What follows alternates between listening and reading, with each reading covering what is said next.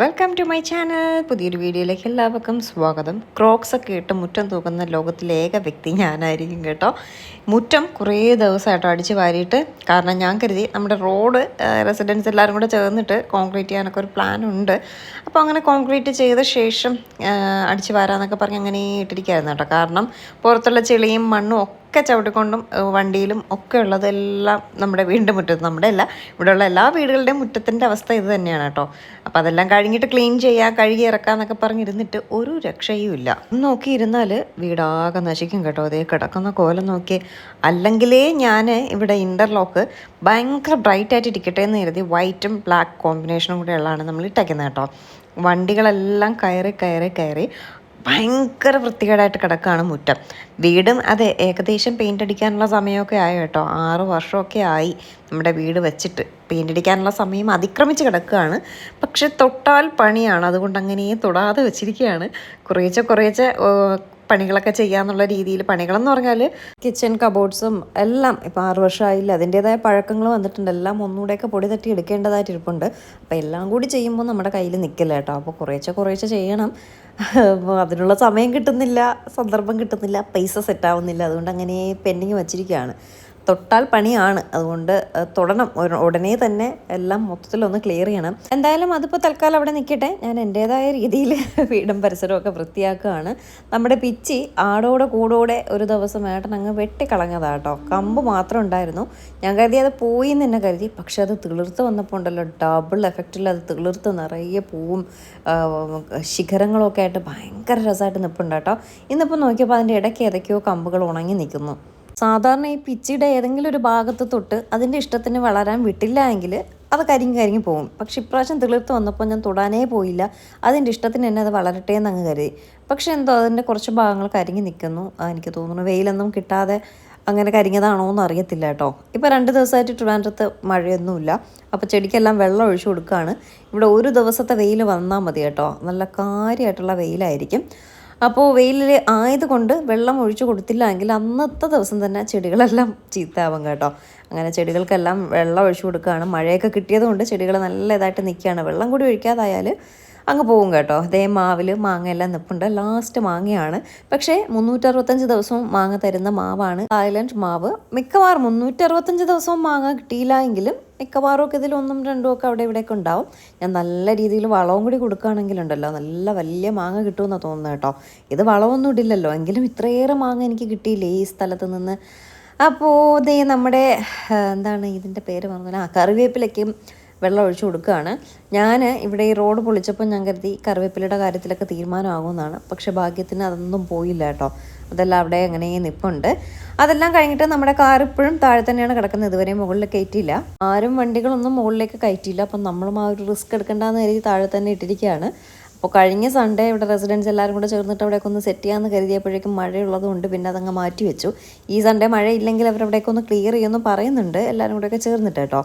എങ്കിൽ രക്ഷപ്പെട്ടു, കാറ് കയറ്റാം. ഇല്ലെങ്കിൽ റോഡ് ശരിയാകുന്നത് വരെ കാർ അവിടെ കിടക്കും. എന്തായാലും ഞാനിപ്പോൾ പോകുന്നത്, നമുക്കൊന്ന് ബാങ്ക് വരെ പോവേണ്ട ആവശ്യമുണ്ട്. ഞാൻ ഒരെണ്ണം കൂടെ ബാങ്ക് പോവുകയാണ്. നമ്മുടെ വസ്ത്രയുടെ അക്കൗണ്ട് ഇപ്പോൾ ട്രാൻസാക്ഷൻസ് ഒന്നും നടക്കുന്നില്ല കേട്ടോ. അപ്പോൾ അതെന്താണെന്നൊന്ന് ചെക്ക് ചെയ്യാൻ വേണ്ടി പോയതാണ്. അപ്പോൾ അത് ക്ലിയർ ആയിട്ടുണ്ട്. കുറച്ച് കൂടുതൽ ട്രാൻസാക്ഷൻസ് വന്നതുകൊണ്ട് ഒന്ന് ബ്ലോക്ക് ആയതാണ്. ഇപ്പോൾ അത് ക്ലിയർ ചെയ്തിട്ടുണ്ട്. എന്നിട്ട് വീട്ടിൽ വന്നിട്ട് ഞാനൊരു പുതിയ പരിശ്രമത്തിന് ശ്രമിക്കുകയാണ്. കഴിഞ്ഞ ദിവസം ഞാൻ ഓട്സ് കൊണ്ട് എന്തെങ്കിലും റെസിപ്പി ഉണ്ടാക്കാൻ പറ്റുമെന്ന് ഇങ്ങനെ നോക്കിയപ്പോൾ ഒരു വീഡിയോയിൽ കണ്ടു, ഇങ്ങനെ ഓട്സ് പൊടിക്കാതെ തന്നെ അവർ നനച്ചിട്ട് പുട്ട് അവിക്കുന്നത് കണ്ടായിരുന്നു കേട്ടോ. അപ്പം ഞാൻ കരുതി അത് കൊള്ളാമല്ലോ, സെറ്റപ്പ്. എനിക്ക് ഇഷ്ടപ്പെട്ടു. അങ്ങനെ ഞാനും അതിന് ശ്രമിക്കുകയാണ്. എനിക്ക് തോന്നുന്നു അവരെടുത്തത് സാധാ ഓട്സ് ആണെന്ന് തോന്നുന്നു. ഞാൻ എടുത്തത് റോൾഡ് ഓട്സ് ആട്ടോ. റോൾഡ് ഓട്സ് പെട്ടെന്നൊന്നും നനഞ്ഞ് കിട്ടുന്നില്ല. പിന്നെ ഒരുപാട് നനച്ചാൽ കുളമായി പോകുമോ എന്ന് കരുതിയിട്ട് ഞാൻ എന്ത് ചെയ്തു, കുറച്ച് നനച്ചിട്ട് അതിൽ കുറച്ച് തേങ്ങയൊക്കെ ഇട്ട് പുട്ടിൻ്റെ ചില്ലിൽ മറ്റേ പുട്ടുകുടത്തിൽ വെച്ച് ഞാൻ ആവി കയറ്റുകയാണ് കേട്ടോ. എന്തായാലും ആ ഒരു പരീക്ഷണം അതിഗംഭീരമായിട്ട് ഫ്ലോപ്പായി എന്ന് വേണമെങ്കിൽ പറയാം. അത് മാവ് നനങ്ങില്ല എന്നുള്ളതാണ് സത്യം. എൻ്റെ ലൈറ്ററിൻ്റെ ഭംഗി കണ്ട് നിങ്ങളാരും തെറ്റിദ്ധരിക്കേണ്ട. ഇവിടെ ആക്ച്വലി ഈ ഒരു സ്റ്റൗ ഓട്ടോമാറ്റിക്കാണ്, അതിൻ്റെ ബാറ്ററി എന്തോ പോയി കിടക്കുകയാണ്. എന്നും ബാറ്ററി മാറ്റക്കം തന്നെ എനിക്ക് ജോലി, അതുകൊണ്ട് അതിനെക്കാട്ടി നല്ലത് ലൈറ്ററാണെന്ന് കരുതിയിട്ട് ഞാൻ ലൈറ്ററാണ് ഉപയോഗിക്കുന്നത്. ഇപ്പോൾ കുറച്ച് ദിവസമായിട്ട് വീട്ടിലിരിക്കുന്ന ലൈറ്റർ എടുത്തിട്ട് കത്തിക്കുമ്പോൾ കത്തുന്നില്ല. അങ്ങനെ പഴയതൊരെണ്ണം എത്രയോ വർഷം പഴക്കമുള്ളൊരു സാധനം ഇവിടെ കിടന്നു, അതിപ്പോഴും സ്റ്റിൽ അത് വർക്കിംഗ് ആണ്. അതുകൊണ്ട് അതെടുത്തിട്ടാണ് ഞാനിപ്പോൾ കത്തിക്കുന്നത്. അങ്ങനെ കത്തിച്ച ശേഷം പുട്ടുകുറ്റി വെച്ചു, ആവി കയറ്റി. രാവിലെ പുട്ടായിരുന്നു കേട്ടോ, ആ പുട്ടവിച്ചിട്ട് ഞാൻ കഴുകാണ്ട് വെച്ചിരിക്കുകയായിരുന്നു. കാരണം വൈകുന്നേരം പുട്ടവിക്കണമല്ലോ, അതുകൊണ്ട് അങ്ങനെ വെച്ചിരിക്കുകയായിരുന്നു കേട്ടോ. അതിൽ ഈ റോൾഡ് ഓട്സ് ചെറുതായിട്ടൊന്ന് നനച്ച് അതിലൊക്കെ മിക്സ് ചെയ്ത് തേങ്ങയൊക്കെ ഇട്ട് ഞാൻ ആവി കയറ്റാനായിട്ട് വെച്ചു. ഞാൻ കരുതി ഇപ്പോൾ ആകുമെന്ന് കരുതി. മെയിനായിട്ട് ഞാൻ പുട്ട് അവിക്കാനായിട്ടുള്ള കാരണം നല്ല ചൂര മീൻ കറി ഉണ്ട് കേട്ടോ. ചൂര എൻ്റെ ഫേവറേറ്റ് മീനാണ്. അതിൻ്റെ കൂടെ പക്ഷേ മരിച്ചിനിയും ചോറും വേണം. നല്ല വെന്തുടങ്ങിയ കപ്പ ഇളക്കിയതും ചോറും ചൂര മീനും. ഈ കപ്പ വീട്ടിലുണ്ടായിരുന്നു, ചൂര മീനും ഉണ്ടായിരുന്നു. പക്ഷേ ഇന്ന് പഴങ്കഞ്ഞിയായിരുന്നു. പഴങ്കഞ്ഞിയും കപ്പ പുഴുങ്ങിയതാട്ടോ. എനിക്ക് പുഴുങ്ങിയ കപ്പ അത്ര ഇഷ്ടമല്ല, ഇളക്കിയതാണ് ഇഷ്ടം. ഏട്ടന് പുഴുങ്ങിയ കപ്പയാണ് ഇഷ്ടം. അപ്പോൾ കുറച്ചേ ഉണ്ടായിരുന്നുള്ളൂ. പിന്നെ ഞാൻ കഴിഞ്ഞ ദിവസം നമ്മൾ ചിക്കൻ വാങ്ങിച്ചപ്പോൾ ഉണ്ടായിരുന്നില്ലേ കപ്പ, അതായിരുന്നു കേട്ടോ. അതിൻ്റെ കുറച്ചേ ഉണ്ടായിരുന്നുള്ളൂ. പിന്നെ ഏട്ടനങ്ങ് പുഴുങ്ങി കൊടുത്തു. പിന്നെ ഞാനും കരുതി കപ്പയൊന്നും കഴിക്കണ്ട, ഒന്ന് ഹെൽത്തി ആയിട്ട് ഇരിക്കട്ടെ എന്ന് പറഞ്ഞിട്ട് റോൾഡ് ഓട്സ് കൊണ്ട് പുട്ടുണ്ടാക്കിയതാട്ടോ. അത് അൾട്ടർ ഫ്ലോപ്പായിരുന്നു. അതുകൊണ്ട് എനിക്ക് മനസ്സിലായി ആദ്യമേ. ഞാൻ ജസ്റ്റ് ഒന്ന് പുഴുങ്ങിയിട്ട് കഴിച്ച് നോക്കുകയാണ്. എൻ്റെ നെറ്റിയിലൊരു കൊതുക്. ഏട്ടൻ എന്ത് കുന്തം വീഡിയോ എടുത്തുകൊണ്ടിരുന്ന ആ കൊതുക് അവിടെ ഇരുന്നിട്ട് ഞാനും അറിഞ്ഞില്ലേ ഏട്ടനും അറിഞ്ഞില്ലേ. ഇപ്പോൾ എഡിറ്റ് ചെയ്യുന്ന സമയത്താട്ടോ ആ കൊതുക് അവിടെ ഇരിക്കുന്നത് ഞാൻ അറിഞ്ഞത്. അതെന്തോ ആയിക്കോട്ടെ, വിട്ടേക്കാം, ഇനി പറഞ്ഞിട്ട് കാര്യമില്ലല്ലോ. എന്തായാലും പുട്ട് ഫ്ലോപ്പായ സ്ഥിതിക്ക് ഞാൻ എന്ത് ചെയ്തു എന്നറിയോ, ആ പുട്ടിനെ എടുത്ത് മിക്സിയുടെ ജാറിലേക്ക് തട്ടി. അപ്പോൾ ഏട്ടൻ ചോദിച്ചു, നീ ചൂടോടെ ഇട്ടിട്ടാണോ മിക്സിയുടെ ജാറിൽ അടിക്കുന്നത്? ഞാൻ പറഞ്ഞു, ചൂടോടെ ഇട്ടാൽ പണി കിട്ടും. പിന്നെ ഏട്ടനും കൂടെ അത് ചോദിച്ചപ്പോൾ എനിക്കാണെങ്കിൽ അങ്ങ് ആക്രാന്തം കൊണ്ട് വയ്യ കേട്ടോ. ഇതിൻ്റെ ടേസ്റ്റ് എന്താണെന്ന് അറിയാൻ വേണ്ടിയിട്ട്. ഞാൻ ഈ ഓട്സ് കൊണ്ട് പുട്ടൊന്നും ഉണ്ടാക്കിയിട്ടില്ല. ഒരു ദിവസം പുട്ട് നനയ്ക്കാൻ പോയപ്പോഴേക്കും കുഴഞ്ഞ് ചപ്പാത്തി പോലെ ആയി കേട്ടോ. അതുകൊണ്ട് ആണ് ഈ ഒരു പരീക്ഷണത്തിലേക്ക് ഞാൻ പോയത്. പക്ഷേ അത് ഫ്ലോപ്പായ സ്ഥിതിക്ക് ഡയറക്റ്റ് എടുത്ത് മിക്സിയുടെ ജാറിലിട്ടു. മിക്സിയുടെ ജാറിലിട്ടപ്പോൾ പിന്നെ എനിക്ക് തന്നെ തോന്നി ചിലപ്പോൾ ചൂടോടെ ഇട്ടടിച്ചിട്ട് എല്ലാം കൂടെ പൊട്ടിത്തെറിക്കണ്ടെന്ന് എഴുതിയിട്ട് ഫാനെല്ലാം ഇട്ട് വീണ്ടും അതിനെ തണുപ്പിച്ച ശേഷം മിക്സിയുടെ ജാറിലിട്ട് ഞാനൊന്ന് കറക്കിയെടുത്തു കേട്ടോ. അത് മിക്സിയുടെ ജാറിലിട്ട് നന്നായിട്ട് കറക്കിയിട്ടൊന്നും പൊടിഞ്ഞ് വരുന്നില്ല കേട്ടോ. അത് കുറച്ച് ഒന്ന് അടിക്കേണ്ടി വന്നു. ഒരു 2-3 പ്രാവശ്യം നമ്മൾ നന്നായിട്ട് കറക്കിയപ്പോഴാണ് അത് കറക്റ്റ് പൊടിഞ്ഞ് വന്നത് കേട്ടോ. ആ സാധനമാണ് ഞാൻ പൊടിക്കാതെ കൊണ്ടുവന്ന് പുട്ടുകുറ്റിയിൽ വെച്ച് വേവിക്കാൻ ശ്രമിച്ചത്. ഞാൻ എന്തൊരു വിഡ്ഢിയാണെന്ന് പിന്നീടാണ് എനിക്ക് സ്വയം മനസ്സിലാക്കാൻ പറ്റിയത് കേട്ടോ. എന്തായാലും ഒന്ന് നല്ലതുപോലെയൊക്കെ കറക്കി എടുത്തപ്പോഴേക്കും കുറച്ച് കണ്ട ഞാൻ 2-3 പ്രാവശ്യം കറക്കിയിട്ടും പൊടിയുന്നില്ല. ഗോതമ്പ് പോലെ കിടപ്പുണ്ട് കേട്ടോ. നമ്മുടെ മുഴുവൻ ഗോതമ്പില്ലേ, അതുപോലെ കിടക്കുന്നുണ്ട്. അത് ഈ റോൾഡ് ഓട്സ് ആയതുകൊണ്ടാവും. എന്തായാലും തേങ്ങയും ഇതെല്ലാം കൂടി ഇങ്ങനെ കറക്കിയെടുത്തപ്പോൾ ഗോതമ്പ് തന്നെ കറക്റ്റ് ഗോതമ്പിൻ്റെ ആ ഒരു രീതി തന്നെ ഉണ്ട്. കുറച്ചുകൂടി എനിക്ക് നനയണമെന്ന് തോന്നി. അങ്ങനെ ഞാൻ കുറച്ചുകൂടെ നനച്ചെടുത്തു കേട്ടോ. എൻ്റെ അമ്മ ആ പുട്ടുകുറ്റിയിൽ ഞാൻ ഇങ്ങനെ പൊടിക്കാണ്ട് വെച്ചിട്ട് വേവിച്ചിരുന്നെങ്കിൽ അതാവൂലായിരുന്നു കേട്ടോ. എനിക്കറിയില്ല ഞാൻ ഇങ്ങനെയും മണ്ടിയാവുന്നത് എന്തുകൊണ്ടാണെന്ന് എനിക്ക് മനസ്സിലാവുന്നില്ല. ഇനി വീഡിയോ വോയിസ് ഓവർ ചെയ്യുമ്പോൾ വേദ അടുത്ത് കിടക്കാം കേട്ടോ. ഈ ഡയലോഗ് പറയുമ്പോൾ വേദ പറയുകയാണേ, ബുദ്ധിയില്ലാത്തതുകൊണ്ടാണ് അമ്മ മണ്ടിയായിക്കൊണ്ടിരിക്കുന്നത്. സത്യം തന്നെയാണ് കേട്ടോ. എന്തായാലും വീണ്ടും ഒന്നുകൂടെയൊക്കെ നനച്ച് നമ്മുടെ ഗോതമ്പ് മാവ് നനയ്ക്കുമ്പോൾ നനച്ച് പുട്ടുകുറ്റിയിലാക്കിയിട്ട് ആവി കയറ്റി എടുക്കുകയാണ്. ഇപ്പോൾ സക്സസ് ആയി കേട്ടോ. പക്ഷെ കറക്റ്റ് ഗോതമ്പ് മാവ് പോലെ തന്നെ ഇരിപ്പുണ്ട്. ഇപ്പോൾ ഓക്കെ ആയി. ഇങ്ങനെ വേണം ചെയ്യേണ്ടിയിരുന്നത്. പക്ഷേ ആ വീഡിയോയിൽ ഒരാളിങ്ങനെ മുഴുവനെ ഓട്സിനെ നനച്ചിട്ട് ഇങ്ങനെ പുട്ടുകുറ്റിയിൽ വെച്ച് വേവിക്കുന്നത് കണ്ടു. അപ്പോൾ എനിക്ക് തോന്നുന്നത് സാധാ ഓട്സ് ആയിരിക്കും കേട്ടോ. ഞാനിത് ഈ റോൾഡ് ഓട്സിനെയൊക്കെ എടുത്തിട്ട് ഇങ്ങനത്തെ പരീക്ഷണമൊക്കെ കാണിച്ചിട്ടായിരിക്കും ചിലപ്പോൾ ഇങ്ങനെ ആയത്. അതൊരു 2-3 മിനിറ്റ് ഇരുന്നപ്പോഴേക്കും നമ്മുടെ പുട്ട് റെഡി ആയിട്ടുണ്ട് കേട്ടോ. മീൻകറി കോരി വെച്ചിട്ട് കുറേ സമയമായി. ഞങ്ങൾക്ക് പുട്ടിപ്പോൾ ആവുമല്ലോ, മീൻകറി എൻ്റെ മുകളിൽ കോരി വെച്ചിട്ട് കഴിക്കാമെന്നൊക്കെ പറഞ്ഞാണ് മീൻകറിയൊക്കെ എടുത്ത് നേരത്തെ വെച്ച് സെറ്റാക്കിയത്. അപ്പോഴാണ് പുട്ട് ഫ്ലോപ്പായത്. പിന്നെ വീണ്ടും ഒന്നേന്ന് ചെയ്യേണ്ടി വന്നില്ലേ. ചെയ്ത് കുറച്ച് സമയം കഴിഞ്ഞപ്പോഴേക്കും പുട്ടായി. ഇനി ഇത് കഴിച്ച് നോക്കണം. മണമൊക്കെ സാധാ പുട്ടിൻ്റെ മണം തന്നെ വരുന്നുണ്ട്. കാണാൻ കറക്റ്റ് നമ്മുടെ ഗോതമ്പ് മാവിൻ്റെ ആ ഒരു രീതി തന്നെ കേട്ടോ. ഞാനങ്ങനെ ഒരുമിച്ച് തട്ടാനായിട്ട് നിന്നില്ല. ഞങ്ങൾക്കിങ്ങനെ കുറച്ച് തട്ടി നോക്കാം, അകമൊക്കെ വെന്തോന്ന് അറിയണമല്ലോ. അപ്പോൾ നോക്കിയപ്പോൾ വെന്ത് കേട്ടോ. എന്നിട്ടൊന്ന് ടേസ്റ്റ് ചെയ്തപ്പോൾ എനിക്ക് ഗോതമ്പ് മാവിൻ്റെ ഒരു ടേസ്റ്റാണ് ഫീൽ ചെയ്തത്. ഗോതമ്പ് പുട്ടിൻ്റെ ഇതിലും ഭേദം ഗോതമ്പ് പുട്ട് അവിച്ചാൽ മതിയായിരുന്നു. പക്ഷേ എന്നാൽ ഗോതമ്പ് പുട്ടിൻ്റെ ആ ഒരു ടേസ്റ്റ് ഇല്ല. ഗോതമ്പ് പുട്ട് പോലെ ആണെങ്കിലും ഗോതമ്പ് പുട്ടിൻ്റെ അത്രയും ടേസ്റ്റ് ഇല്ല കേട്ടോ. എന്തായാലും കുഴപ്പമില്ല. ചൂരമീൻ കറിയുടെ കൂട്ടി കഴിച്ചപ്പോൾ കൊള്ളാം കേട്ടോ. എൻ്റെ ഫേവറേറ്റ് ആണ് ചൂരമീൻ. എത്ര അഴുക്ക മീനാണെങ്കിലും ഞാൻ കഴിക്കും. എനിക്ക് ഭയങ്കര ഇഷ്ടമാണ് കേട്ടോ. ചൂരയും പാരയും വായിക്കൂടെ വെള്ളം വരുന്നുണ്ട്. നല്ല കപ്പയും ഉടങ്കല്ലി മുളകും ഒക്കെ ഇട്ട് വെച്ചത് വേണം. ഉടങ്കല്ലി മുളകൊന്നും ഉണ്ടായിരുന്നില്ല, ഉള്ളത് കൊണ്ട് ഓണം പോലെ കഴിച്ചിട്ട് നേരെ ഞാൻ നെട്ടയം വന്നു. നെട്ടയത്ത് വന്നത് എന്താ, ചീമ എക്സാമൊക്കെ കഴിഞ്ഞ് ഇങ്ങനെ നിൽക്കുകയാണ്. ചീമ വീട്ടിൽ വന്നിട്ടുണ്ടെന്ന് പറഞ്ഞു. അപ്പോൾ പിന്നെ ഞാനും ഇങ്ങനെ വന്നേക്കാമെന്ന് കരുതി. വേദയ്ക്ക് നാളെ സ്കൂളുണ്ട്. അപ്പോൾ സ്കൂളിൽ രാവിലെ ഇവിടെ നിന്ന് വിടാമെന്ന് കരുതി വേദ ട്യൂഷനാക്കിയിട്ടാണ് ഞാൻ വന്നത്. തിരിച്ച് പോകുന്നില്ല, ഇന്നിവിടെ തന്നെയാണ്. വേദയ്ക്ക് ട്യൂഷൻ കഴിയുമ്പോൾ ഇവിടെ നിന്ന് പോയി വിളിക്കാമെന്ന് കരുതി. അതിനിടയ്ക്ക് അമ്മ കാണിച്ചൊരു സർക്കസ് കാണണ്ടേ, ആ 4 വിരലും കൂടി എടുത്ത് അതിനകത്ത് കുത്തിക്കയറ്റി. എന്നിട്ട് എടുക്കാൻ പറ്റാതെ അവിടെ കിടന്ന് വിളിക്കുന്നുണ്ടായിരുന്നു. അപ്പം ഞാൻ പറഞ്ഞു അവിടെ വയ്ക്കും, കണ്ടൻറ്റായി എന്തെങ്കിലും കണ്ടൻറ്റ് ആവുമല്ലോ എന്ന് പറഞ്ഞ് ഞാനങ്ങനെ വീഡിയോ എടുത്തതാട്ടോ. എന്തായാലും കുറച്ച് കിട്ടിയല്ലേ. അങ്ങനെ നോക്കിയപ്പോൾ ഇതേ കാക്ക ഇരുന്ന് കാണിക്കുന്ന വേലത്തരം നോക്കി നിറയെ റോസാപ്പൂ നിൽപ്പുണ്ട്. ആ റോസാപ്പൂവിനെല്ലാം കൊത്തി താഴെ ഇടുന്നുണ്ട്. പിന്നെ അമ്മ ഈ ഉള്ളിയും വെളുത്തുള്ളിയൊക്കെ തോട് പൊളിച്ചിട്ട് കൊണ്ടുവന്ന് ചെടിക്ക് വളമൊന്നും പറഞ്ഞിട്ടിടും കേട്ടോ. അതിനെല്ലാം കൊത്തി താഴെ ഇടുന്നുണ്ട്. അങ്ങനെ അമ്മ ദേഷ്യപ്പെട്ട് കാക്കയെന്നൊക്കെ പറയുന്നുണ്ട്. കാക്ക ഇവിടെ കേൾക്കണം, നീ വേണമെങ്കിൽ എണീറ്റ് പോ, ഞാൻ ഇവിടെ ഇരിക്കത്തുള്ളൂ എന്നുള്ള രീതിയിൽ കാക്ക ഇരിക്കുക കേട്ടോ. എന്നിട്ട് ഞാൻ വേദയെ വിളിക്കാനായിട്ട് ഇറങ്ങിയപ്പോൾ അച്ഛനും ചീമയും കൂടെ വന്നു. എന്തൊക്കെ സാധനങ്ങൾ വാങ്ങണമെന്ന് പറഞ്ഞു. അത് കേട്ടതും ചീമയും കൂടെ ഇറങ്ങിയിട്ടുണ്ട്. അവിടെ വന്നിട്ട് മോറിലിറങ്ങി എന്തോ വാങ്ങാമെന്ന് കരുതി. വേദ ട്യൂഷൻ വിട്ടിട്ട് വരുന്ന വഴിക്ക് മോറുണ്ട് കേട്ടോ. അവിടെ ഇറങ്ങി ഇങ്ങനെ കുറച്ച് സാധനങ്ങളെല്ലാം മേടിച്ചു. കുറച്ച് എന്തൊക്കെയോ നട്ട്സോ കാര്യങ്ങളൊക്കെ വാങ്ങണമായിരുന്നു. അങ്ങനെ അതെല്ലാം വാങ്ങി. വേദ ഉണ്ട് കേട്ടോ. വേദ ട്യൂഷന് വിളിച്ചിട്ട് വന്നിട്ടാണ് മോറി കയറിയത്. ചീമ പറഞ്ഞു വേദയും വിളിച്ചുകൊണ്ട് വന്ന് നമുക്ക് മോറി കയറാം, അപ്പോഴും കുറച്ച് സാധനങ്ങളൊക്കെ നമുക്ക് വാങ്ങിക്കാമല്ലോ എന്നൊക്കെ പറഞ്ഞു കേട്ടോ. ഞാൻ ആക്ച്വലി ഒരു വീഡിയോ ഇട്ടിട്ടാണ് നെട്ടയത്ത് വന്നത്. എൻ്റെ അമ്മോ നിറയെ എൻക്വയറീസ് വന്നു.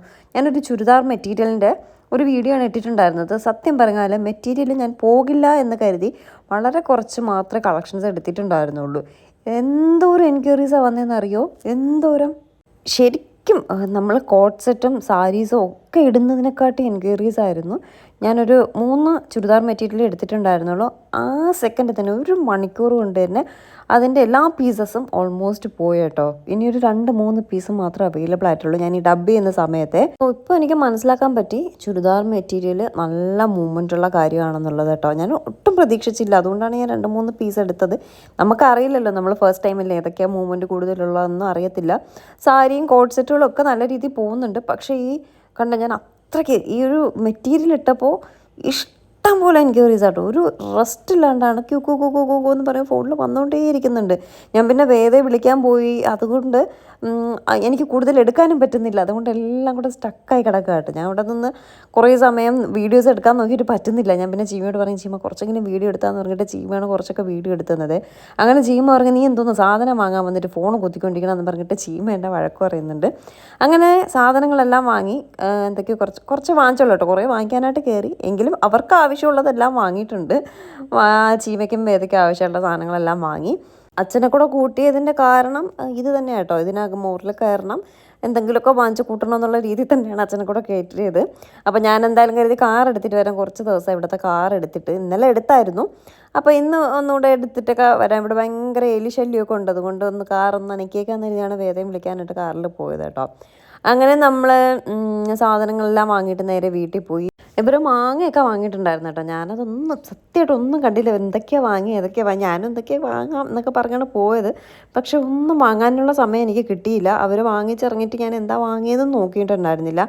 വീട്ടിൽ വന്നപ്പോൾ അച്ഛൻ മാങ്ങ ചെത്തുന്നുണ്ട്. വീട്ടിൽ മാങ്ങയൊക്കെ ചെത്തുന്നത് അച്ഛനാട്ടോ. ഭയങ്കര നൈസായിട്ട് ഉള്ളിത്തോട് പോലെ ചെത്തും പോലെ അച്ഛൻ മാങ്ങയൊക്കെ ചെത്തും കേട്ടോ. മോറിൽ നിന്ന് വാങ്ങിയ മാങ്ങയാണ്. ഫുൾ കേട് കേട്ടോ. ആ മാങ്ങ ഫുൾ ചീത്തയായിരിക്കണം. അങ്ങനെ അച്ഛൻ പറഞ്ഞു ഒരു വീഡിയോ എടുത്തിടുമെന്ന് പറഞ്ഞു. നമ്മൾ കാശ് കൊടുത്ത് വാങ്ങിയിട്ട് ഇതാണ് അവസ്ഥ. ഒരു പ്രാവശ്യം ലുലു എന്ന് വാങ്ങിയപ്പോഴും ഇതേ അവസ്ഥ എനിക്ക് പറ്റിയിട്ടുണ്ട്. അത് ഒരു 2 കിലോ മാങ്ങ എന്തോ അന്ന് ഞാൻ വാങ്ങിച്ച 2 കിലോ മാങ്ങയും ഫുൾ കേടായിരുന്നു കേട്ടോ. ഇതും ഓൾമോസ്റ്റ് കേടാണ് ആ മാങ്ങ. നമ്മൾ കാശ് കൊടുത്ത് വാങ്ങിച്ചിട്ട് ഇതാണ് ഈ മാങ്ങയുടെയും സാധനങ്ങളുടെ അവസ്ഥ. എന്നിട്ട് ഞാൻ വന്നിട്ട് കിച്ചൺ അരിക്കാൻ കയറിയില്ല കേട്ടോ. കിച്ചൺ അരിക്കാൻ കയറിയപ്പോൾ ശരിക്കും പറഞ്ഞാൽ ഞാൻ ഡയറ്റ് ചെയ്യുക എന്നൊക്കെ പറഞ്ഞാണ് വന്നത്. കിച്ചണിൽ ഇതേപോലെ മീൻ വറുത്തതും ചോറും പുളിശ്ശേരിയും പൊട്ടറ്റോ തോരനും ഉരുളക്കിഴങ്ങ് തോരനും ഉണക്കമീനും ഉണ്ടായിരുന്നു. പിന്നെ എങ്ങനെയാണ് മക്കളെ കഴിക്കാണ്ടിരിക്കുന്നത്? ഞാൻ പിന്നെ കുറച്ച് ചോറ്, ഒരു പിടി ചോറും ശക്കലം മീൻ വറുത്തതും പൊട്ടറ്റോ തോരനും ഉണക്കമീനും ഒക്കെ വെച്ച് കഴിച്ചു. അപ്പോഴേക്കും അമ്മ അവിടെ ഓംലെറ്റൊക്കെ ഉണ്ടാക്കുന്നുണ്ട് കേട്ടോ. പിന്നെ ഓംലെറ്റ് അങ്ങ് വേണ്ടാന്ന് വെച്ചാൽ അമ്മ ഓംലെറ്റ് ഉണ്ടാക്കി ഓംലെറ്റ് മാത്രം കഴിക്കാമെന്നാണ് കരുതിയത്. പക്ഷേ ചോറും ഈ ഉണക്കമീനൊക്കെ ഇരിക്കുന്നുണ്ട്. അപ്പം എൻ്റെ കൺട്രോൾ പോയിട്ടാണ് ഞാൻ പിന്നെ എന്തായാലും അത് കഴിക്കാമെന്ന് കരുതിയത്. പിന്നെ ഞാൻ അമ്മയോട് പറഞ്ഞു ഓംലെറ്റ് വേണ്ടാന്ന്. എന്നിട്ടും ഞാൻ വേദയ്ക്ക് കൊണ്ടുവച്ച ഓംലെറ്റിൻ്റെ കുറച്ച് ഭാഗം എടുത്ത് ഞാൻ കഴിച്ചേ. ആക്ച്വലി വേദ ഓംലെറ്റ് ഒന്നും കഴിക്കത്തില്ല. ബുൾസി അടിച്ചു കൊടുത്താൽ അവൾക്ക് ഇഷ്ടമാണ്. പക്ഷേ എല്ലാവരും കൂടി ഇരുന്നതുകൊണ്ടാവും അവൾ കഴിച്ചതുണ്ട്. അതിൻ്റെ പകുതി പീസ് ഞാനിങ്ങനെ എടുത്തു. എന്നിട്ട് ചീനിക്കിഴങ്ങ്, സ്വീറ്റ് പൊട്ടാറ്റോ, മധുരക്കിഴങ്ങില്ലേ, അത് പുഴുങ്ങി വെച്ചിട്ടുണ്ടായിരുന്നു അമ്മ. അതിനെ കഴിക്കുന്നു. മാങ്ങ ചെത്തി വെച്ചിട്ടുണ്ട്, അതിനെ കഴിക്കുന്നു. അങ്ങനെയൊക്കെ കുറച്ച് പരിപാടികളുണ്ട്. അത് കഴിഞ്ഞിട്ട് അമ്മയ്ക്ക് ചെറിയൊരു പ്രൊമോഷൻ കൊടുക്കുകയാണ്. അമ്മയ്ക്ക് പിക്കിളിൻ്റെ ബിസിനസ്സുണ്ട്. പുതിയതായിട്ട് വീഡിയോസ് കാണുന്നവർക്ക് വേണ്ടിയിട്ട് പറഞ്ഞതാണ് കേട്ടോ. അമ്മ പറയുന്നു, നിൻ്റെ ബിസിനസ് തുടങ്ങിയപ്പോൾ എൻ്റെ ബിസിനസ് ഒന്ന് ഡൗൺ ആയി, ഒന്ന് പ്രൊമോഷൻ കൊടുക്കുമെന്ന് പറഞ്ഞിട്ടാണ്. അപ്പോൾ ഇത് ഗൾഫിലത്തേക്ക് വേണ്ടിയിട്ടാണ്. അമ്മയ്ക്ക് കൂടുതലും ഈ പുറത്തോട്ട് പോകുന്നവരാട്ടോ ഓർഡേഴ്സ് കൊടുക്കുന്നത്. ഇതിപ്പോൾ 1 കിലോ ഉള്ളൂ, ബീഫിൻ്റെ ആണെന്ന് തോന്നുന്നു. അങ്ങനെ അമ്മ അതിൻ്റെ പിക്കിളിട്ടു. അപ്പോൾ നമുക്ക് ഓർഡർ കിട്ടുന്ന അനുസരിച്ച് നമ്മൾ പിക്കിളിടാറുള്ളൂ. ഓൾറെഡി ഇട്ട് വെച്ചിട്ട് അയച്ചു കൊടുക്കുന്ന പരിപാടി ഇല്ല. അപ്പോൾ എത്ര കിലോ ആണോ വരുന്നത് അത്ര മാത്രമേ അമ്മ ഇടത്തുള്ളൂ. പിക്കിൾ ആവശ്യമുള്ളവരുണ്ടെങ്കിൽ ഞാൻ നമ്പർ കൊടുത്തേക്കാം. ഒരു വിവാദമായ കാര്യമാണ്. പിക്കിൾ ആവശ്യമുണ്ടെങ്കിൽ ഞാൻ നമ്പർ കൊടുത്തേക്കാം. ആവശ്യമില്ലാതെ അൺനെസസറി കോൾസ് വേണ്ട. പിക്കിൾ ആവശ്യമുണ്ടെങ്കിൽ മാത്രം വിളിക്കുക എന്ന് ഞാൻ പറഞ്ഞിട്ടുണ്ടായിരുന്നു. അതിപ്പോഴും ഞാൻ പറയുകയാണ്, അത് വസ്ത്രയിലായാലും വെറുതെ വിളിച്ച് നമ്മുടെ ടൈം വേസ്റ്റ് ചെയ്യരുത്. നമ്മൾ ഒരുപാട് തിരക്കായിട്ട് നിൽക്കുന്നതായിരിക്കും. അത് ഒരാളല്ല നമ്മുടെ ഫോണിൽ വിളിക്കുന്നത്, 100 പേരാണ് വെറുതെ സംസാരിക്കാനെന്നും പറഞ്ഞ് വിളിക്കുന്നത്. അത് എന്തൊരു ബുദ്ധിമുട്ടുള്ള കാര്യമൊന്നും ആലോചിച്ച് നോക്കിയേ. നിങ്ങളുടെ ഫോണിലൊരു 2 പേര് അടുപ്പിച്ച് കുറച്ച് നേരം സംസാരിക്കാനെന്ന് പറഞ്ഞ് വിളിക്കുമ്പോൾ ദേഷ്യം വരില്ലേ? അത് മനസ്സിലാക്കുന്നവരുണ്ട്, മനസ്സിലാക്കാത്തവർ വിളിച്ച് ശല്യം ചെയ്തുകൊണ്ടിരിക്കും. അതുകൊണ്ട് വസ്ത്രയിലായാലും നമ്മുടെ VSP പിക്കിളിലായാലും വിളിക്കുമ്പോൾ ദയവ് ചെയ്ത് ആവശ്യത്തിന് മാത്രം വിളിക്കുക. അനാവശ്യമായിട്ട് കാര്യം പറയാനായിട്ട് വിളിക്കരുത്. അത് ശരിക്കും പറഞ്ഞാൽ നിങ്ങൾക്ക് നിങ്ങൾ ഏതർത്ഥത്തിലെടുത്താലും ഞങ്ങൾക്കത് ബുദ്ധിമുട്ടുള്ള കാര്യമാണ്. അത് മനസ്സിലാക്കാൻ പറ്റുന്നവർ മനസ്സിലാക്കുന്നുണ്ട്, അങ്ങനെ വിളിക്കാത്തവരും ഉണ്ട് കേട്ടോ. പിന്നെ ചിലരുണ്ട് അത് മനസ്സിലാക്കാതെ നമ്മളെ വിളിച്ച് ശല്യം ചെയ്യുന്നവർ. അവർക്ക് വേണ്ടിയിട്ട് പറഞ്ഞതാണേ. അപ്പോൾ വസ്ത്രയുടെ ഡീറ്റെയിൽസും ഞാൻ താഴെ മെൻഷൻ ചെയ്തേക്കാം. നമ്മുടെ പിക്കിളിൻ്റെ ഡീറ്റെയിൽസും താഴെ മെൻഷൻ ചെയ്തേക്കാം.